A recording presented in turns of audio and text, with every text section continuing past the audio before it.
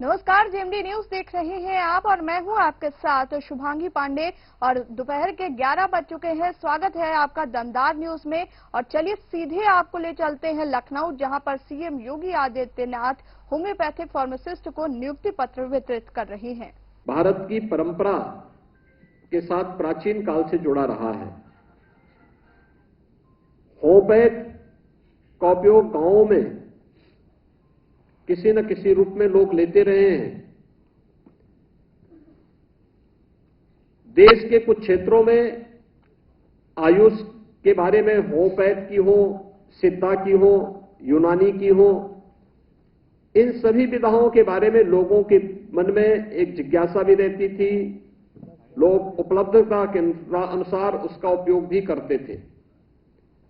लेकिन पहली बार आयुर्वेद, योग और प्राकृतिक चिकित्सा, यूनानी, सिद्धा और होम्योपैथ, इन सबको मिलाकर के देश के अंदर एक आयुष मंत्रालय का गठन होता है। आयुष मंत्रालय के बाद ट्रेडिशनल मेडिसिन को एक नई पहचान देने की जो पहल 2014 में प्रधानमंत्री मोदी जी ने प्रारंभ की थी, आज उसके बहुत अच्छे परिणाम हम सबके सामने देखने को मिल रहे हैं। पहला परिणाम था कि भारत की परंपरागत योग की इस विधा को वैश्विक मान्यता मिलती है और 21 जून की तिथि को दुनिया के लगभग 190 से अधिक देश योग की परंपरा के साथ जुड़ते हैं। योग के साथ जुड़ने का मतलब भारत की ऋषि परंपरा के प्रति कृतज्ञता ज्ञापित करना है। एक विशिष्ट तिथि अपने उन पूर्वजों के प्रति कृतज्ञता ज्ञापित करने के लिए भारत और यूएनओ के साथ मिलकर के दुनिया का हर वह व्यक्ति जो उत्तम आरोग्यता की प्राप्ति का पक्षधर है, वह विश्व योग दिवस के साथ जुड़ता है। ये भारत की देन आज वैश्विक मान्यता इस रूप में प्राप्त कर रहा है। कोविड कालखंड में आपने देखा होगा कि हर एक जगह आयुष काढ़ा उपयोग होने लग गया। हर व्यक्ति उसको स्वीकार करने लग गया। देश हो या दुनिया हो, कहीं भी हर परिवार का हिस्सा बन गया। विपत्ति के समय यह हम सब के सामने एक सहारा बना था और घर के अंदर ही औषधि प्राप्त होती है।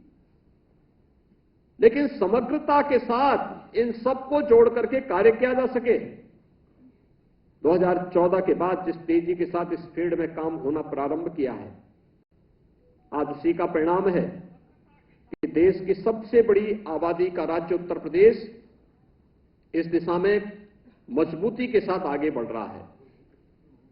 उत्तर प्रदेश में पहली बार आयुष की अलग अलग विधाओं के लिए इसमें डिग्री और डिप्लोमा के कोर्सेज हम भी अपने तरीके से प्रारंभ कर सकें, इसके लिए आयुष विश्वविद्यालय की स्थापना भी उत्तर प्रदेश के अंदर होती है। एक बड़ी उपलब्धि है, एक लंबी छलांग है। हम ट्रेडिशनल मेडिसिन को प्रोत्साहित करने के लिए, चाहे वह आयुर्वेद के कॉलेज हो, योग या वेलनेस सेंटर हो, यूनानी या सिद्धा से जुड़े हुए कॉलेज हो या फिर होम्योपैथ के कॉलेज हो। आप याद करिए, 2014 के पहले होम्योपैथ फार्मासिस्ट के लिए सरकारी व्यवस्था में नौकरी नहीं हुआ करती थी। बहुत कम, वो भी बाई चांस इसको आप मान सकते थे। आयुर्वेद के लिए जो चयनित फार्मासिस्ट थे उनको नौकरी नहीं दी जाती थी। लेकिन आज इस सरकारी व्यवस्था का हिस्सा बन गया है। आज सरकार प्रोत्साहित कर रही है। हमें आयुष सेंटर बनाने हैं, हेल्थ एंड वेलनेस सेंटर बनाने हैं। 5000 की आबादी में एक आयुर्वेद का, योग और वेलनेस सेंटर के लिए कार्रवाई ये युद्ध स्तर पर आगे बढ़ रही है और उत्तर प्रदेश तो इसमें अग्रणी भूमिका का निर्वहन कर रहा है। और मैं तो बार बार इस बात को कहता हूं कि हेल्थ टूरिज्म में अगर किसी एक सेक्टर में सबसे अधिक संभावना है तो भारत के अंदर वह आयुष उसके लिए अपने आप को तैयार कर सकता है कि आयुष में संभावना है। दुनिया आज आपकी तरफ आना चाहती है, दुनिया आज आपको तरफ देखना चाहती है, लेकिन उसके अनुरूप वातावरण देना यह हमारा दायित्व है। और आज ये 393 होम्योपैथ फार्मासिस्ट की नियुक्ति इस दिशा में एक महत्वपूर्ण कदम है जो आयुष विधा को आम जन की संपूर्ण आरोग्यता के लिए प्रोत्साहन करने के लिए एक प्रयास, डबल इंजन सरकार के द्वारा किए गए प्रयास का हिस्सा है। और उस प्रयास के क्रम में आज हम सब यहां पर उपस्थित हुए हैं। मैं अक्सर इस बात को देखता हूं, आज भी मानसिक रूप से हम लोग इस बात को मानते हैं कि ये सब जो है आयुर्वेद से या योग और नेचुरोपैथी से या फिर होम्योपैथ से या यूनानी या सिद्धा से, इसमें हम इसके बारे में बहुत जानकारी, सामान्य नॉलेज के लिए भले ही व्यक्ति जानकारी रखता होगा, लेकिन उसमें बहुत चाहे उसके में कैरियर बनाने के लिए लोग अभी भी संकोच करते हैं। मुझे लगता है यह समय है कि हम कैरियर बनाने के लिए भी और उत्तम आरोग्यता के लिए भी ट्रेडिशनल मेडिसिन को प्रोत्साहित करें, इस दिशा में प्रयास करें, लोगों को इसके लिए प्रेरित करें। बहुत बड़ी उपलब्धि आपकी होगी, लोगों को इसके माध्यम से उत्तम आरोग्यता प्राप्त होने में मदद मिलेगी। और यह हमारा दायित्व बनता है कि इसकी शुरुआत अपने नागरिक कर्तव्यों से प्रारंभ होती है।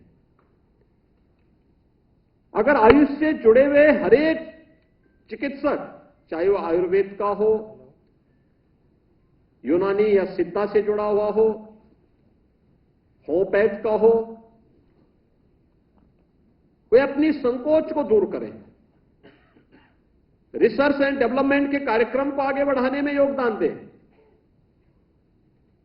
तमाम अन्य कार्यक्रमों के साथ जुड़े जो उसको एक पहचान दे सकती हो। इस विधा के प्रति हम अपने स्तर पर भी योगदान दे सकें। और ये केवल चिकित्सक ही नहीं, बल्कि इस विधा से जुड़े हुए जो पैरामेडिकल स्टाफ है, जो पैरामेडिक्स है, उसकी भी एक बड़ी जिम्मेदारी बनती है। वह इसमें बैकबोन बनकर के बड़ी भूमिका का निर्वहन कर सकता है। आपके द्वारा जुटाए जाने वाला एक डाटा जो आप जुटाएंगे, पेशेंट आया, किस प्रकार का पेशेंट है, उसकी प्रकृति क्या है, उसके लक्षण क्या हैं, पृष्ठभूमि क्या है, इन सब के बारे में थोड़ी जानकारी लेकर के अगर एक डायरी मेंटेन करके आप तैयार करेंगे तो आप देखेंगे आपके पास एक अच्छा खासा डाटा तैयार हो जाएगा। और फिर उस पर एक स्टडी रिपोर्ट तैयार करना, ये धीरे धीरे करके आप देखना वो एक रिसर्च का बेस आपका तैयार करेगा। और वही रिसर्च बहुत सारे लोगों के जीवन में परिवर्तन लाने का माध्यम बन सकता है। आप याद करिए, जब होम्योपैथ के बारे में सामान्यतः ट्रेडिशनल मेडिसिन होने के नाते आयुष का इसके पार्ट बनाया गया। इसका जन्म जर्मनी में होता है, लेकिन इसकी मीठी मीठी गोलियां आज भी एक सामान्य व्यक्ति भी लेने में परहेज नहीं करता, क्योंकि उसको मालूम है कि बच्चा हो या बुजुर्ग, किसी भी उम्र का व्यक्ति वो आराम से इसकी गोलियों को ले लेता है और फिर उसके प्रभाव को भी समझता है, उसके प्रभाव को भी अंगीकार करता है। इसलिए बड़ी भूमिका के साथ आपको कार्य करना है तो सबसे पहले अपनी जिम्मेदारियों का निर्वहन करना। जहां ड्यूटी दी जाए वहां पे रह करके, पूरे समय रह करके, अतिरिक्त समय में भी अगर हम कार्य कर सकें तो अपने कैरियर को बनाने के लिए जिस विधा का आपने चयन किया है, इस विधा के प्रति आपकी एक कृतज्ञता होगी कि आप इस विधा को मजबूत करना चाहते हैं। अन्यथा अगर आपने नौकरी प्राप्त करने के बाद आप अपनी ड्यूटी पे न गए, वहां पेशेंट के साथ आपका व्यवहार ठीक नहीं होगा, तो फिर ये न केवल एक कृतज्ञता होगी बल्कि अन्य लोगों को हतोत्साहित करने वाला भी होगा, क्योंकि लोगों को फिर होगा कि साहब ये तो एक औपचारिकता है, एक औपचारिकता से जीवन नहीं चल सकता, व्यवस्थाएं नहीं चल सकती हैं। हम जब अपने अधिकारों की बात करते हैं तो इन्हीं सब बातों को लेकर के हमेशा चर्चा होती कि अधिकार से महत्वपूर्ण अपने कर्तव्य होने चाहिए। कर्तव्य, हमारा कर्तव्य क्या है समाज के लिए, राष्ट्र के लिए, व्यवस्था के लिए, आने वाली पीढ़ी के लिए हम कहां ले जाना चाहते हैं, ये उसमें एक बड़ी भूमिका का निर्वहन करेगा। और मुझे लगता है कि जिस दिन भारत का हर नागरिक, चाहे वह किसी भी क्षेत्र का हो, अपने अधिकारों को गौण करके अपने कर्तव्यों के प्रति जागरूक हो जाएगा,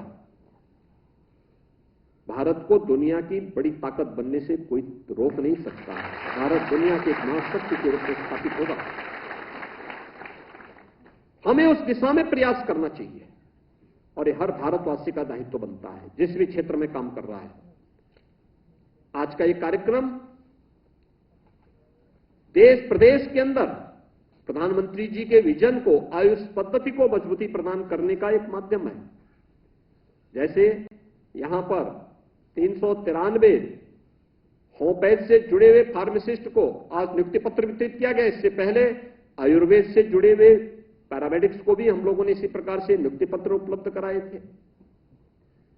अन्य विधाओं के प्रति भी इसी प्रकार के कार्यक्रम चल रहे हैं। अभी हाल ही में हमारी कैबिनेट ने योग और प्राकृतिक चिकित्सा से जुड़े हुए उन लोगों को जिनकी डिग्री अब तक उत्तर प्रदेश के अंदर मान्य नहीं होती थी, उसको मान्य करने के लिए भी एक नए कदम को आगे बढ़ाया है।